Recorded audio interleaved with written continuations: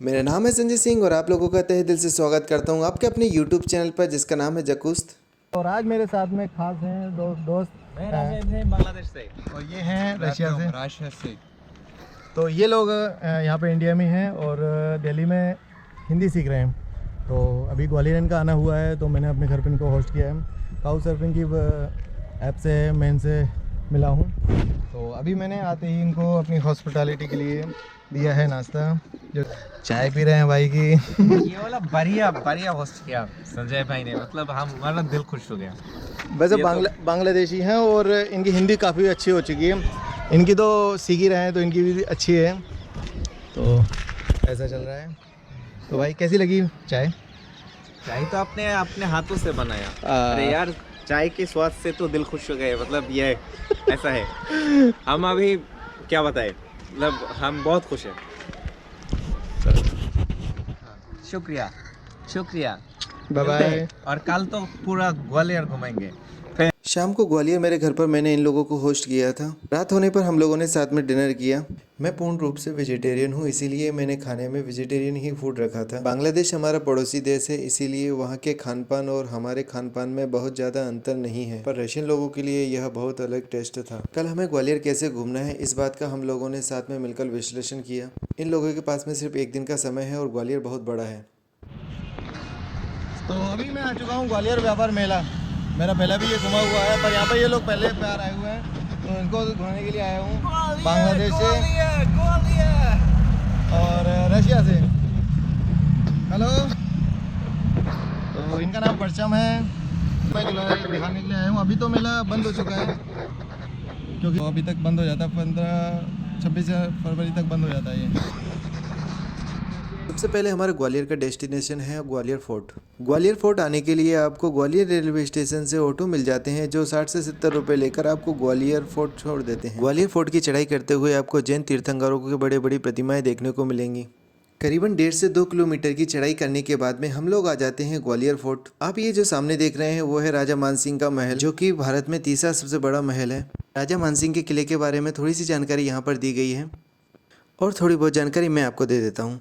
727 में सूरज सेन नामक राजा ने इस महल के बनाने की शुरुआत की थी। पूर्ण रूप से इस महल को बनाकर तैयार किया था राजा मानसिंह ने, जो कि एक तोमर वंश के शासक थे। इसी महल के आसपास और भी महल बने हुए जैसे शाहजहां का महल, विक्रम महल, करण महल।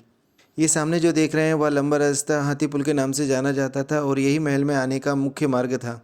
इसी मार्ग से नीचे जाने पर बना हुआ है गुजरी महल, जो कि राजा मानसिंह की 8वीं पत्नी मृगनयनी के लिए बनाया गया था। मृगनयनी काफ़ी ज़्यादा सुंदर और होशियार थी, इसीलिए राजा उनको प्रेम अधिक करते थे और उनके लिए एक अलग से महल बनाया था जिसे गुजरी महल बोला जाता है।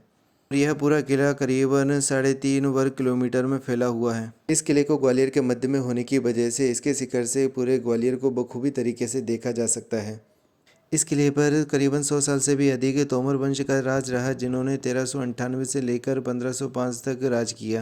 राजा विक्रमादित्य, जो कि राजा मानसिंह के पुत्र थे, उन्होंने हुमायूं की अधीनता स्वीकार करने से मना किया और हुमायूं को बुलाने पर वह दिल्ली नहीं गए, जिससे मुगल क्रोधित हो गए और उन्होंने ग्वालियर पर हमला कर दिया। उसके बाद में ग्वालियर का किला मुगलों के अधीन आया। इसी किले पर बना हुआ है शस्त्रबाहु मंदिर, जिसे सास बहू का मंदिर भी कहा जाता है और इसे 10वीं शताब्दी में बनाया गया था। इसी मंदिर की दीवारों और खंभों पर की गई है बहुत ही बारीक नक्काशी और देवी देवताओं की मूर्तियों को बखूबी तरीके से उभारा गया है। जिससे पता चलता है कि उस समय की कारीगरी कम संसाधन होने के बावजूद भी कितनी अच्छे तरीके से की गई थी। और यहाँ पर एक बना हुआ है तेली मंदिर, जो कि बहुत पुराना है।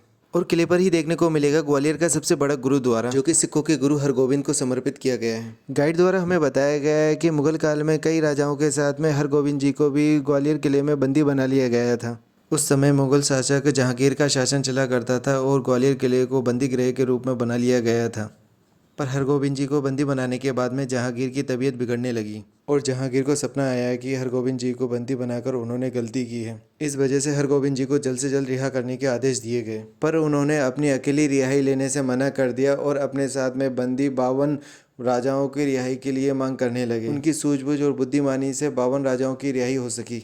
पूरा समय किले में घूमने के बाद में और गुरुद्वारे में माथा टेकने के बाद में अब लग चुकी थी हमें भूख, तो हम लोग आ जाते हैं गुरुद्वारे में चल रहे लंगर को चखने के लिए। यहाँ पर हमने पाया कि यहाँ के लंगर का स्वाद बहुत ही उम्दा होता है और यहाँ पर बहुत ही ज़्यादा साफ सफाई का भी ध्यान रखा जाता है।